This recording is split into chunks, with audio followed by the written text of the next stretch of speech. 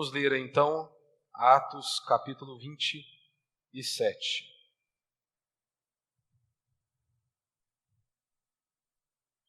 O subtítulo aí talvez esteja algo parecido aí, né? Paulo é enviado para a Itália.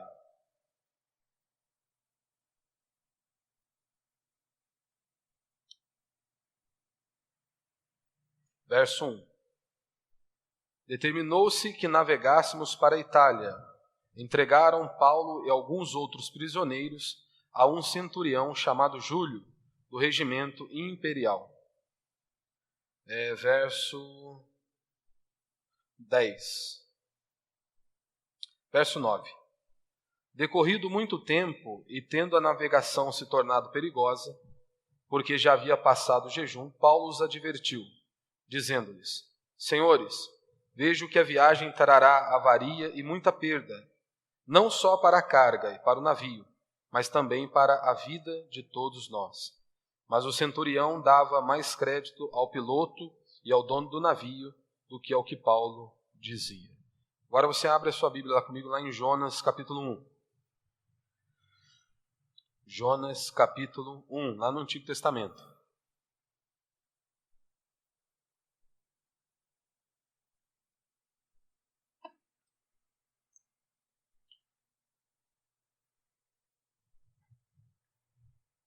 Jonas capítulo 1, versículo 1.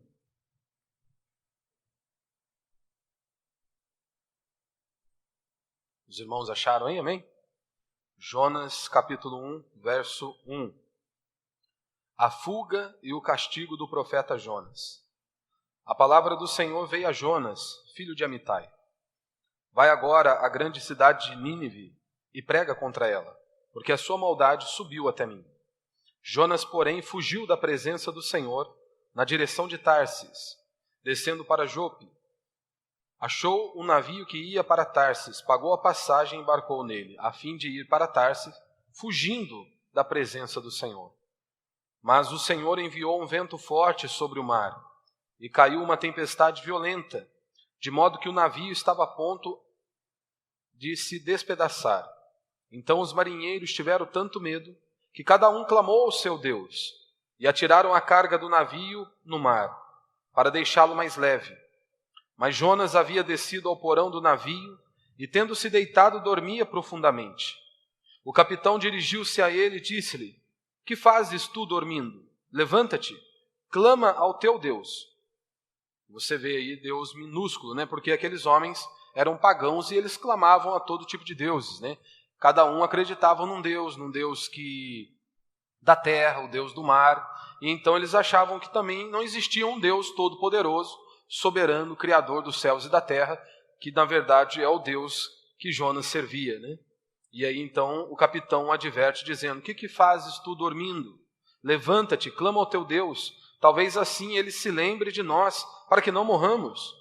E cada um dizia ao seu companheiro: Vinde, lancemos sortes, para sabermos quem é o culpado por essa tragédia que nos sobreveio. Então lançaram sortes, e a sorte caiu sobre Jonas. Então lhes disseram: Declara-nos agora, por culpa de quem nos sobreveio esta tragédia. Que ocupação é a tua? De onde vens? Qual é a tua terra? E de que povo tu és? Ele lhes respondeu: Eu sou hebreu, adorador do Senhor, o Deus do céu, que fez o mar e a terra seca. Então os homens ficaram com muito medo e disseram: Que é isso que fizeste?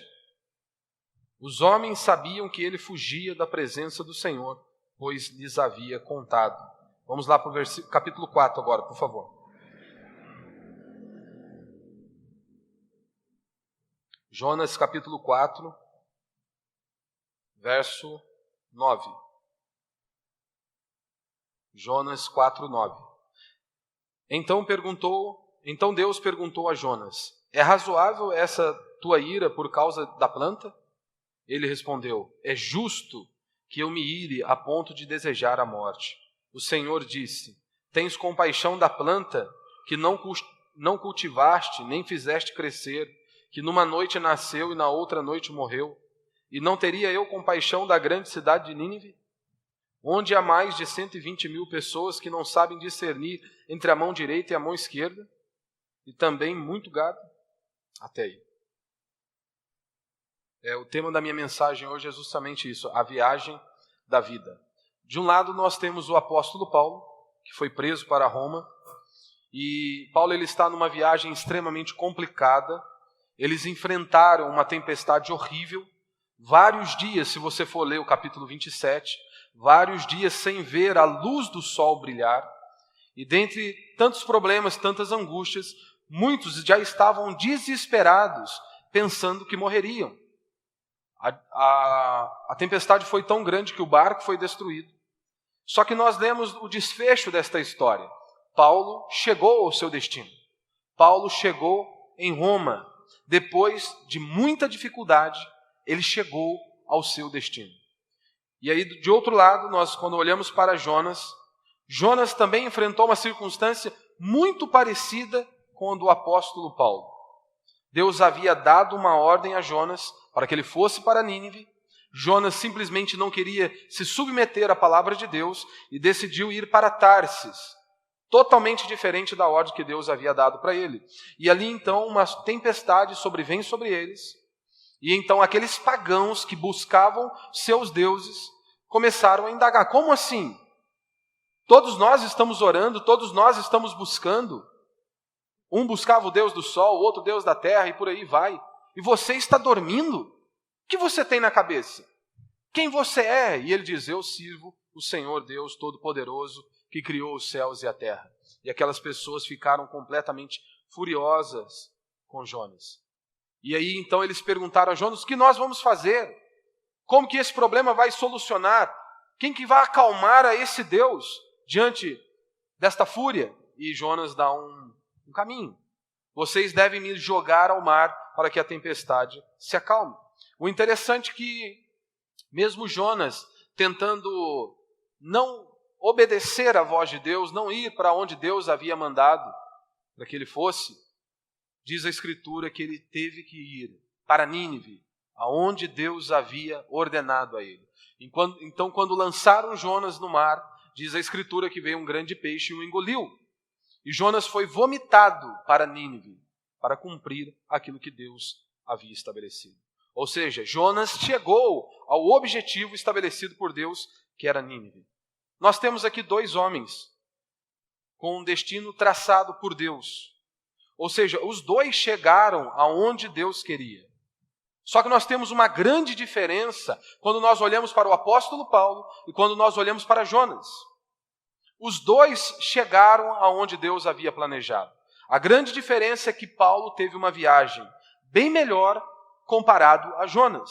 E quando eu digo que Paulo ele teve uma viagem bem melhor comparado a Jonas, não é que Paulo não enfrentou problemas. Nós acabamos de ler, ele passou por inúmeros problemas, a tripulação todos sofreram. Mas mesmo assim, a bênção de Deus estava sobre eles. Mesmo assim, Deus os guardou.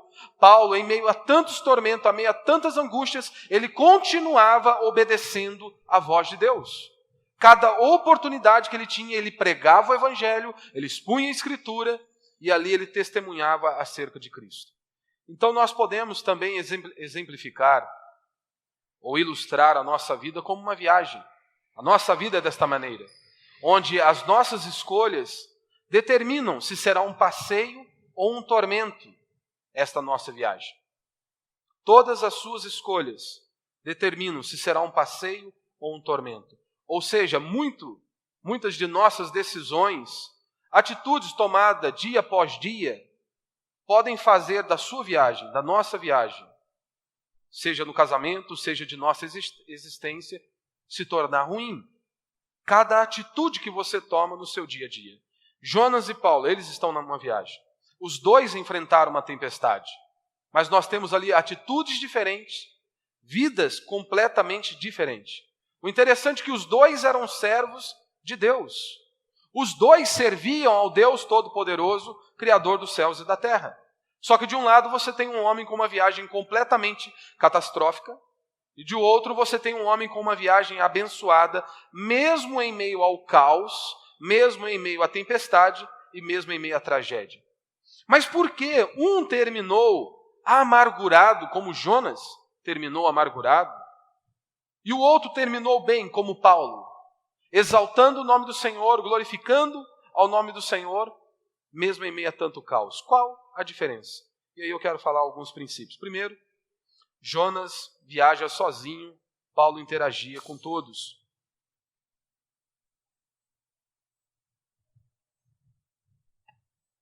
Se você tiver a oportunidade depois em sua casa de ler o capítulo 27 de Atos, ou todo o livro de Atos ali, é maravilhoso, mas se você tiver a oportunidade, leia lá o capítulo 27, o livro de Jonas, apenas 4 capítulos, para você ter uma visão melhor do texto.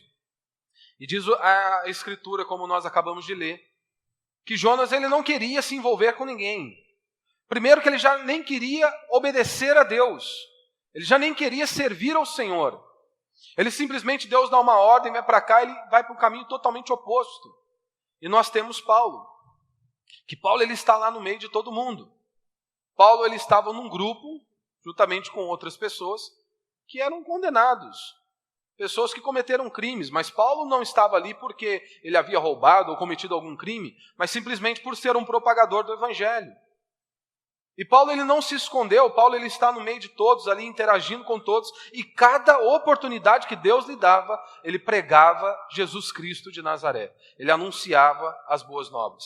Diferentemente de Jonas, que ele se esconde no porão, ele não quer conversar com ninguém, ele não quer papo com ninguém. O que nós aprendemos? Ora, você conhece alguém que não gosta de gente e que é feliz? É possível uma pessoa que não goste de outro ser humano e que seja feliz? Eu não conheço. Somente loucos, maníacos são solitários. Loucos, eles não se unem a ninguém. Loucos, eles não se unem a ninguém. Jonas, ele é o tipo de pessoa que ele tem mais amor por coisas do que por gente. Jonas é esse tipo de pessoa. E hoje nós temos inúmeras pessoas desta maneira. Que eles amam mais coisas do que o próprio ser humano, que foi criado à imagem e semelhança de Deus. Eles dão valor ao dinheiro, eles dão valores a animais, a propriedades, mas eles não reconhecem o valor de uma alma, de um ser humano. Jonas ele não queria obedecer a Deus porque ele já havia sofrido. Jonas não queria ir para Nínive justamente porque ele sabia que Deus era misericordioso e se ele pregasse a sua palavra, aquelas pessoas iriam se arrepender dos seus pecados e Deus iria recebê-los. Quem era aquele povo? Nínive era a capital da Assíria. E os assírios, constantemente, eles oprimiam o povo de Israel. E é por isso que Jonas não queria ir até aqueles homens. Porque havia um ranço dentro dele. Não, e se eu for até lá, eu vou pregar a palavra de Deus e eles vão se arrepender e está tudo certo, Deus vai aceitá-los. Por isso ele tem compaixão de uma planta ao invés de ter dos ninivitas. E quantas pessoas são assim? Quantas pessoas têm mais compaixão de uma planta do que do próprio ser humano? Quantas pessoas amam mais plantas, cachorros, animais, pessoas que amam o dinheiro mais do que pessoas, mais do que vidas, mais do que seres humanos? Quantas pessoas que em busca do sucesso deixam para trás família, deixam para trás igreja e deixam as pessoas? Tudo por conta de amar mais coisas do que os seres humanos. Em Atos capítulo 27, verso 21 e 22 diz: Depois de passarem muito tempo sem comer, Paulo se pôs de pé no meio deles e disse: Senhores, devieis ter me ouvido e não ter partido de Creta, para evitar esta avaria e esta perda. Agora vos aconselho que não vos desanimeis, pois não se perderá vida alguma entre vós, mas somente o navio. Você nota aqui? Paulo havia advertido aqueles homens: olha, vamos tomar cuidado. É melhor a gente não viajar agora. Olha como as coisas estão. E mesmo assim eles negligenciaram. Eles não quiseram ouvir a voz de Paulo. Tocaram a viagem. E de repente, ali a tragédia está iminente. E Paulo diz: olha, vocês não evitaram, mas agora, meus irmãos, tomem cuidado. Tomem cuidado. Fiquem tranquilos, nenhuma vida se perderá. Você notou? Paulo ele não desvaloriza as coisas materiais. Ele já havia advertido isso antes. Vamos tomar cuidado para não perder nada. Mas Paulo ele é um homem que ele tem uma perspectiva correta da vida. Ou seja, É importante as coisas materiais. São importantes os bens materiais e as coisas materiais. Mas não tem bem maior do que a vida humana. E Paulo, ele entendia isso. Paulo tinha uma perspectiva correta acerca das coisas. Não desvalorizava as coisas materiais, mas não havia nada mais precioso do que o próprio ser humano. Ele não despreza a matéria, mas ele valoriza o homem. E não há coisa mais preciosa do que você estar junto com pessoas. Por exemplo, quando você tem êxito em alguma coisa que você faz na sua vida, qual é a primeira coisa que você faz? Você passou no vestibular ou conseguiu um emprego, qual é a primeira coisa que você faz? Normalmente nós ligamos para as pessoas que nós amamos. Normalmente nós ligamos ou fazemos uma chamada de vídeo e comemoramos junto com aquela pessoa. Porque isso é bom. Isso é maravilhoso, isso é gostoso. Você já viu alguém, passou na faculdade, conseguiu um trabalho novo e ele está lá na pizzaria, sozinho, feito um louco, comemorando, só ele? Não tem graça, não tem graça. A vida é feita para ser vivida pelo menos a dois, no mínimo a dois. Você se lembra de Deus? Quando o homem está ali, não é bom que o homem esteja só. Por isso que nós amamos o PG. Por isso que nós amamos o PG, porque ali é um dos lugares que estreita o nosso relacionamento uns com os outros. É um dos lugares que estreita o nosso relacionamento uns com os outros. E é inevitável, quando nós estamos juntos, quando nós conhecemos uns aos outros, nós vemos falhas. E aí é tão importante nós andarmos juntos. Ora, para você aprender a perdoar, é muito fácil você na sua casa ficar de boa. Difícil é nós andarmos juntos, você ver a minha falha, eu enxergar a tua falha, e nós temos que aprendermos juntos a perdoarmos uns aos outros. E a seguirmos, a crescermos em fé. Então por isso o PG é tão maravilhoso. Alguns dizem, eu não gosto de gente. É sério. Então você não pode ir para o céu. Se você não gosta de gente, no céu só vai ter Deus e gente. E crente, melhor dizendo. Se você não gosta de gente, se você não gosta de crente, você não pode ir para o céu. A eternidade é conhecer a Deus, e só vai ter Deus e crente lá. E é uma bênção. Você vai, por exemplo, viajar com os irmãos, é uma bênção. Você vai comer um lanche com os irmãos, é uma bênção. Sempre dá um probleminha, como diz o Xande. Aí no final dá tudo certinho. Sempre dá uma coisinha, mas é uma bênção. Às vezes a pessoa te leva num lugar que é uma furada, mas você vai. Está lá, no final das contas o negócio está tudo ruim, mas só o fato de estar todo mundo junto, brincando, dando risada, é a melhor coisa do mundo. É a melhor coisa do mundo. É maravilhoso. A vida não tem sentido sozinho. Nós precisamos uns dos outros. Não existe a possibilidade de nós nos levantarmos e falarmos, eu não preciso do meu irmão, eu não preciso de ninguém. Não existe isso. Nós precisamos uns dos outros. É como a Escritura nos ensina. Meu irmão, apenas um já é um número muito grande para nós termos como inimigo. Como o apóstolo Paulo nos ensina, a Escritura nos ensina. Se possível, o que depender de vós, tenham paz com todos. Ou seja, aquilo que estiver ao nosso alcance, façam de tudo para terem paz com todos. Nós precisamos uns dos outros. Se você ler o capítulo 27 de Atos, você vai perceber que Paulo ele ajudou algumas pessoas ali na ilha de Malta. E depois, Paulo ajudou sem esperar nada em troca. É desta maneira também que nós servimos uns aos outros. Servimos sem esperar que as pessoas façam algo em troca por nós. Nós servimos porque Deus ordenou. E ponto final. E Paulo fez isso, ele serviu, ele ajudou muitas pessoas. E de repente, eles também ajudaram Paulo em tudo o que Paulo precisava. Se você for arrogante, você só perde. Sempre vai ser assim. O arrogante sempre perde.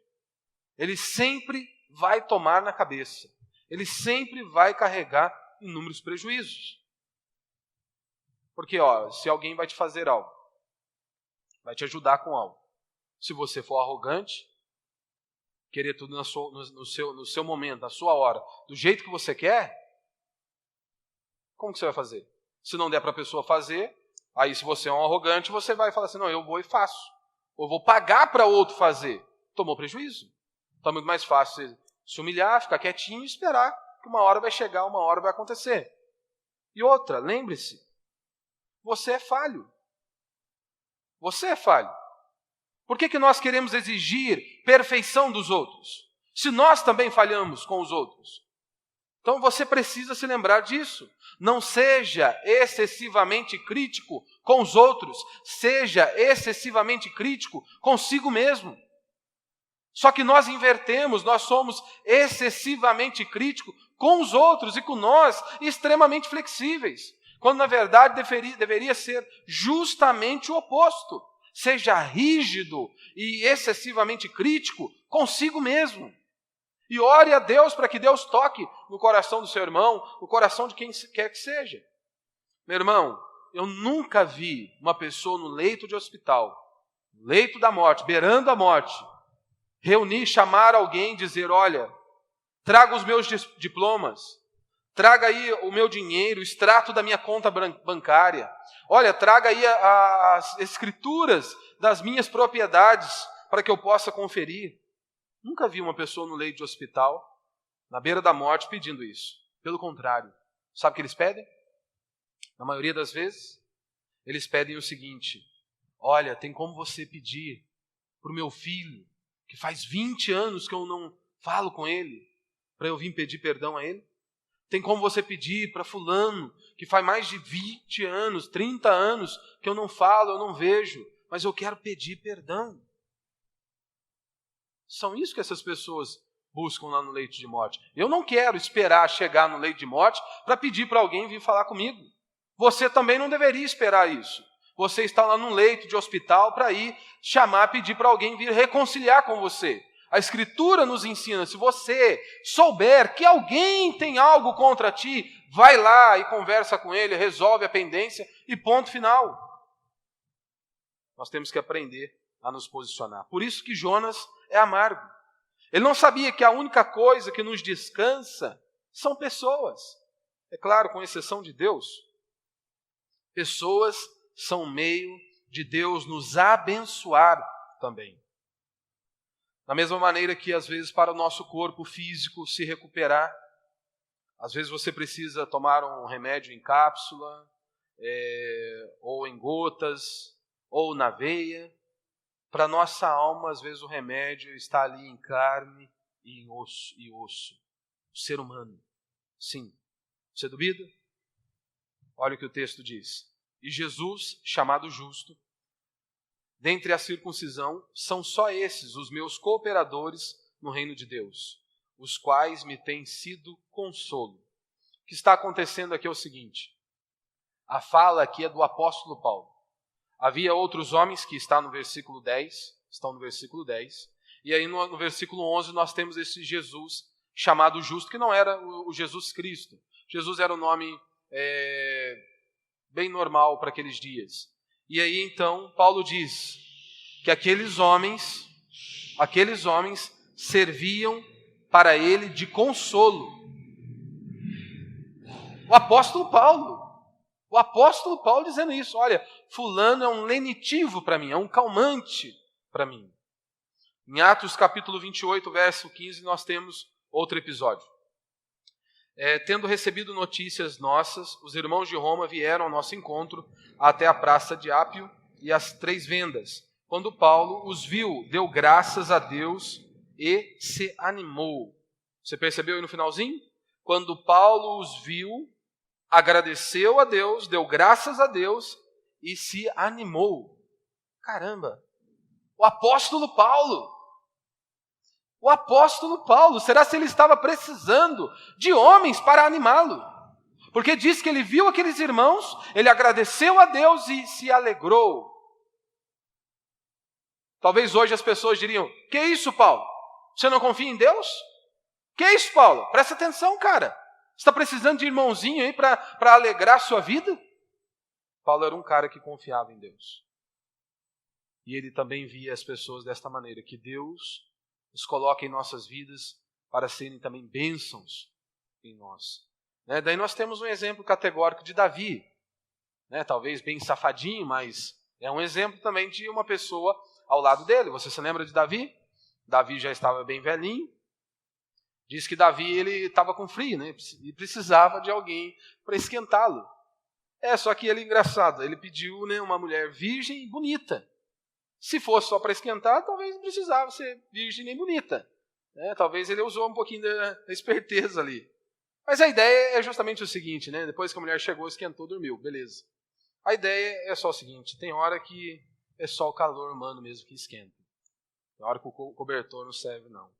A Escritura diz que é melhor serem 2 do que 1. Algumas pessoas que foram feridas no passado, em outros relacionamentos, eles tendem a fugir disso. Eles não querem se envolver. Jonas odiava os ninivitas por conta de um histórico lá atrás. Ele tinha um histórico de sofrimento em relação a estas nações. Então, por isso, ele quis manter-se distância. Mas nós não podemos tratar mal as outras pessoas porque outros nos trataram mal. Você não pode usar isso como uma desculpa para não se envolver, para não ajudar e para não tratar bem as outras pessoas. Você tem um exemplo na Escritura, José. O irmão mais gente boa do cara disse, vamos vendê-lo como escravo. O resto queria matá-lo. E aí, quando José estava no bem bom lá, o que ele fez?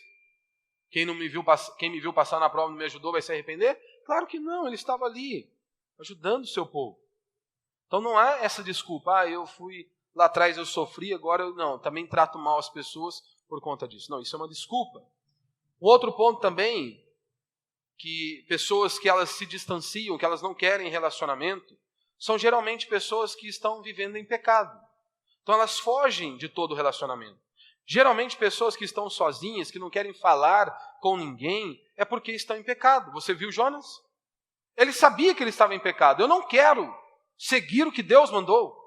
Então eu vou para o porão, eu vou ficar sozinho. Eu não vou me relacionar com ninguém. Ou seja, eu estou fugindo de Deus, eu estou em pecado. Meu irmão, geralmente pessoa que não se dá bem com o próximo, é porque em primeiro lugar ela não está bem com Deus. Você já notou? Geralmente quem não se dá bem com o próximo é porque normalmente em primeiro lugar ela não está bem com Deus. Pois qual é a implicação prática disso? De eu estar bem com Deus? É eu me esforçar para estar bem com o próximo. O que a Escritura diz? Suportai-vos uns aos outros. Porque tem dia que vai ser difícil. Se fosse fácil, não era suportai-vos. E todos nós aqui já experimentamos isso. Com certeza. Você está ali e realmente é suportai-vos uns aos outros. Mas é o que a Escritura nos ensina. Segundo, Jonas usa sua liberdade para fugir do Senhor. Paulo usa sua prisão para fazer a vontade de Deus.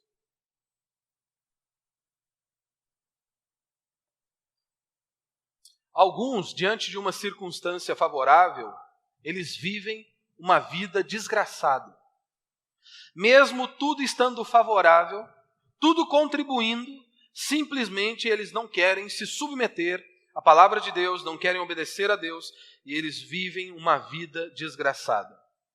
Do outro lado, nós temos outras pessoas que, mesmo diante da desgraça, transformam a vida em algo completamente empolgante, mesmo enfrentando horrores. Glorificam a Deus, louvam ao Senhor, bendizem ao Senhor. Foi como um missionário, estando ali numa comunidade bem carente, e de repente uma mulher pediu para cantar uma canção com lepra, corpo todo desfigurado, e ela começou a dizer quanto que o Senhor era bom. Essa era a canção dela. O quanto que Deus é bom. Missionário completamente sem compreender. Como assim? Um corpo desfigurado, completamente arrebentado, ela consegue dizer, Deus é bom. Meu irmão, muitas das circunstâncias que nós vivemos, nós não escolhemos. Jonas, ele não queria missão. Ele não queria obedecer à voz de Deus. Muitos de nós, talvez você está aqui, você não queria a cor da sua pele. Outros, eles não queriam o nome que eles têm. Outros são o emprego que eles têm. Outros, eles não queriam o rumo, estar no rumo que eles estão hoje. O rumo que a vida deles tomaram. E eles não querem mais. Paulo, ele estava preso, mas ele foi livre. Paulo estava preso e mesmo assim ele foi um ser humano livre. Na cadeia ele escreve algumas cartas, ele prega o evangelho, ele não se cala, mesmo em meio a tantas dificuldades, ele continua glorificando a Deus. Paulo está preso, mas mesmo assim era um homem livre. Jonas está livre e mesmo assim foi um homem preso. Ele está livre e mesmo assim era um homem preso. Reclamava de tudo na vida. Talvez você esteja aqui nesta noite e você possa estar como Jonas. Tudo que você tem não está bom. A casa que você tem não está boa, o carro que você tem não está bom, o trabalho não está bom, nada está bom para você. Não há nenhum problema você desejar coisas melhores, mas seja grato a Deus por aquilo que você tem hoje. Aprenda a agradecer a Deus. A circunstância de Paulo era terrível, mas mesmo assim ele viu a mão de Deus. Como? Paulo está ali, é um prisioneiro, ele está na cadeia. Mas talvez a ideia de Paulo é o seguinte, ele começa a carta dizendo, prisioneiro de Cristo. Sou prisioneiro de Cristo. A ideia é o seguinte, eles pensam que eles me prendem? Que eles me prenderam? Não, eu não sou escravo do Império Romano, eu não sou um soldado do Império Romano, não sou escravo do Império Romano, eu sou escravo de Cristo. Eu não pertenço ao Império Romano, eu pertenço a Cristo. E por Ele eu estou aqui. Se Ele me colocou aqui, algum propósito tem. E de fato tinha ali. Ou seja, eu estou somente preso a Cristo. Nós não criamos muitas circunstâncias. Você se lembra lá de Paulo e o naufrágio? A culpa era do centurião. Ele não ouviu. E aí o que Paulo fez? Começou a reclamar? Jogar na cara? Não, simplesmente Paulo disse, olha, pessoal, vocês não viram, ótimo, prestem atenção, mas fiquem calmos, fiquem tranquilos. Ninguém vai morrer aqui, o prejuízo é apenas no barco, é apenas material. As nossas vidas vão ser salvas. Ou seja, mude o que dá para mudar e faça o melhor com o que não dá. Acabou. Se não puder fazer tudo o que você quer, queira tudo o que você pode. Sempre nós temos que fazer isso. Se não puder fazer tudo o que você quer, queira tudo o que você pode. Aonde nós vemos isso? Escritura. 1 Coríntios 7, 21. 7, versículo 21 e 22. Foste chamado sendo escravo? Não te preocupes com isso. Isso é apóstolo Paulo. Você imagina ele olhar para o cara e dizer, você foi chamado escravo? Cristo te resgatou você sendo um escravo? Ou seja, você não é dono nem da própria vida, você não é dono dos seus filhos, você não tem nada. Cristo te chamou assim? Ótimo. Não te preocupes com isso. Imagine você ouvir isso do apóstolo Paulo. Eu sou um escravo, eu não tenho nada, o cara está dizendo que eu não tenho que me preocupar. E aí ele diz, mas se ainda podes conseguir a tua liberdade, aproveita a oportunidade. E aí ele diz, pois quem foi chamado pelo Senhor, mesmo sendo escravo, é um liberto do Senhor. E assim quem também foi chamado sendo livre, é escravo de Cristo. Ou seja, dá para mudar de emprego? Mude. Dá para mudar de mulher? Não dá. Não dá não. Tem que aprender. Aprende a amar, muda a atitude. Não dá. De emprego você até consegue. Até consegue. Muda a sua atitude, faz uma forcinha. Por exemplo, lá no trabalho, às vezes o cara é um cão que está lá. Mas até o cão ali vai te levar para perto de Deus. Se você mudar a sua atitude, por que vai adiantar você ir todo dia reclamando para o seu serviço? Não vai adiantar nada. Então o que você tem que fazer? Até aquela pessoa que é uma pedra às vezes ali, que é um problema para você, se você conseguir enxergar com a perspectiva de Paulo, isso vai te levar para perto de Deus. Ou seja, eu preciso orar mais, eu preciso clamar a Deus para que Ele me dê paciência, para que Ele me conduza, para que Ele possa me dar discernimento para lidar com essa situação. Ou seja, vai te levar para perto de Deus. Terceiro, Jonas é tolo, Paulo é cheio de bom senso.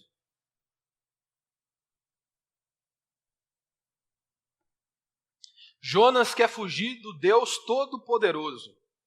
Até os ímpios xingaram Jonas, como diz aí o verso 9 e verso 10. E lhes respondeu: eu sou hebreu, adorador do Senhor, o Deus do céu que fez o mar e a terra seca. Então os homens ficaram com muito medo e disseram: que é isso que fizeste? Os homens sabiam que ele fugia da presença do Senhor, pois lhes havia contado, né? Jonas, é o seguinte: Deus quer que eu chegue a Nínive? Ótimo, vou chegar. Mas ainda assim eu vou tentar dificultar tudo, eu vou tentar atrapalhar. Mas como ele é todo poderoso, ele é soberano, de uma certa forma ou de outra eu vou chegar lá. Mas eu vou fazer de tudo para tentar atrapalhar. Paulo, Deus quer que eu chegue a Roma? Ótimo, eu vou chegar. Mas tudo que tiver ao meu alcance para facilitar, para ajudar, eu vou fazer. Paulo está ali. Paulo não é estúpido. Ei, gente, vamos viajar não, olha o tempo como é que está. Preste atenção. Paulo, ele crê em Deus, mas ele não negligencia as circunstâncias. Em outro episódio você tem Paulo e os marinheiros.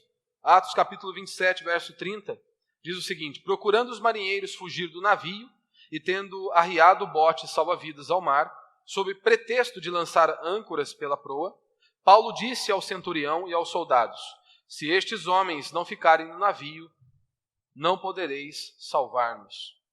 Ou seja, o que Paulo estava dizendo é o seguinte: o anjo havia falado com ele e passado as instruções. Então Paulo diz: ei, se esses homens forem embora, vai atrapalhar todo mundo aqui, nós vamos morrer. O que Paulo está dizendo: olha, eu sei combater demônios. Agora esses homens, eles sabem lidar com as ondas. Então eles não podem sair daqui. Se eles saírem, vai prejudicar a nós, vai nos prejudicar. Fé não é sinônimo de estupidez. Nós temos que aprender isso. Fé não é sinônimo de estupidez.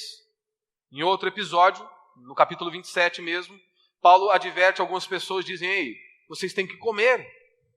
Se vocês não comerem, se vocês ficarem de jejum aí, e nós precisarmos nadar, como que vocês vão nadar totalmente fraco? Ei, aprendam, agora não é hora de jejuar não, vocês têm que se alimentar. Acabou, vocês precisam de força. Paulo, ele crê em Deus, ele ouve anjo e mesmo assim, ele é cheio de bom senso. Ele crê em Deus, ele ouve o anjo, mas mesmo assim, ele é cheio de bom senso. Ou seja, são coisas corriqueiras da vida. Você viu que vai chover? Ora, leva um guarda-chuva, é simples. É simples. Mas nós complicamos muitas vezes as coisas. Orou por uma cura, Deus não curou? Não foi o momento? Não é? Orou, não houve cura? O que te impede de você ir ao médico? O que te impede de você ir ao médico? Por exemplo, nós contribuímos aí 10% com os nossos dízimos. Mas nós fazemos, às vezes, uma viagem completamente louca. Você contribui com 10%, mas administra completamente errado os seus 90%? Acabou. O cara ora por um emprego. Aparece a oportunidade. Como que ele vai fazer a entrevista? Vai de chinela, vai todo arrebentado, tudo estrupiado. Aí ele quer que a porta se abra para ele de qualquer maneira, que o serviço seja dele. O cara quer um esposo ou uma esposa. Primeira coisa que você tem que fazer é orar. A primeira coisa que você tem que fazer. Mas tem outras coisas que você pode fazer. Pode pôr uma balinha na boca, ficar mais cheirosinha, né? Para tirar o bafo. Você pode fazer uma progressiva, ficar mais legal, mais bonito. Não é? Pode colocar uma roupinha melhor. O camarada pode passar um perfuminho, ficar mais cheiroso. Ajuda, não ajuda? Claro que ajuda. Fé não é sinônimo de estupidez. Fé não é sinônimo de estupidez. Se você ama a Deus, você vai chegar onde Ele quer. Acabou. Mas com bom senso, pode ter certeza que a viagem é bem mais tranquila. Quarto, fica tranquilo que é só 5. Jonas é natural, Paulo é espiritual. Está todo mundo orando, só Jonas que não. Você consegue imaginar o cenário? Está todo mundo orando, até o ímpio, o pagão está orando. E o pastor não está orando, cara. Você imagina, nós estamos no avião, está todo mundo lá. Tem nego enchendo a cara, tá bicho tudo louco lá. Daqui a pouco o avião vai cair. Até o bêbado começa a orar. O pagão começa a orar. Aí está lá o pastor, está lá eu reclamando da vida. Essa era a situação que estava acontecendo ali. Paulo, ele é cheio de bom senso, mas isso não o torna um cético. Ele vê anjos, mas mesmo assim ele continua crendo no impossível. Mesmo assim ele continua crendo no sobrenatural. Só que hoje, né, ou nós temos que ser inteligentes céticos, ou aqueles espirituais, né, espiritoféricos aí, tudo louco, lunáticos, né, ignorantes. Ou seja, quem só vê anjo é um problemático e louco. Né? Do outro lado, às vezes você só tem aquele que vê as coisas desta terra de modo negativo, né? Negativo e amargo. O interessante é que Paulo é os dois.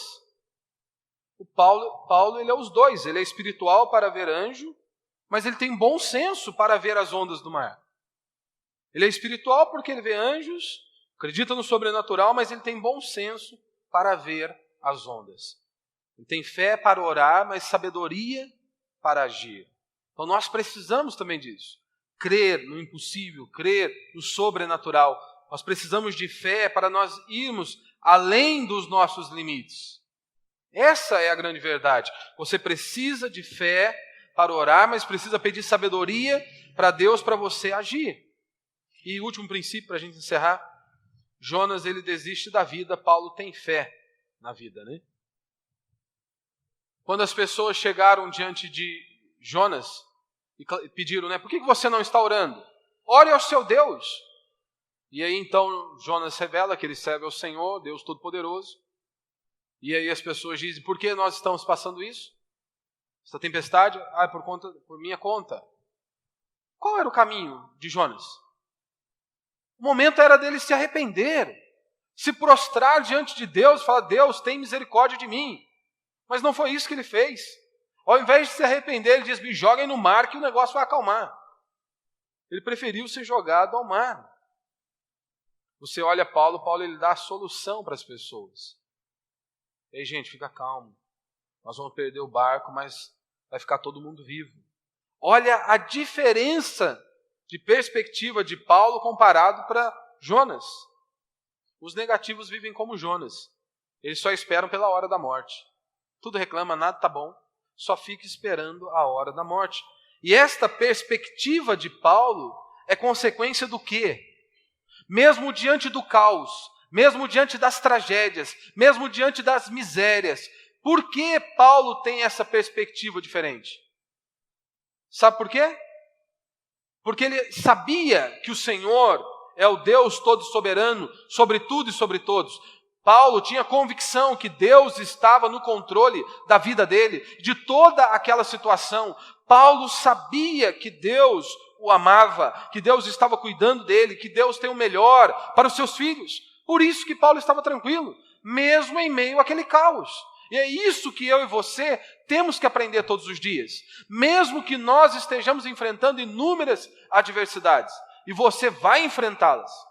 Lembre-se, Deus é soberano, Deus está no controle, Deus me ama, então eu não preciso ficar apavorado. Por isso, eu e você temos que aprender a mais uma vez nos levantar e orar a Deus, clamar a Deus. Não deu certo, algo saiu errado, prostre-se diante de Deus, busque o Senhor, invoque o nome do Senhor, creia no poder de Deus. É isso que nós precisamos. O que nós não podemos é parar, o que nós não podemos é nos prostrar, o que nós não podemos é jogar a toalha e falar, acabou, para mim não dá mais. Ora, o que a Escritura nos ensina? É aquele que perseverar até o fim será salvo. Chegamos no fim? Não chegamos.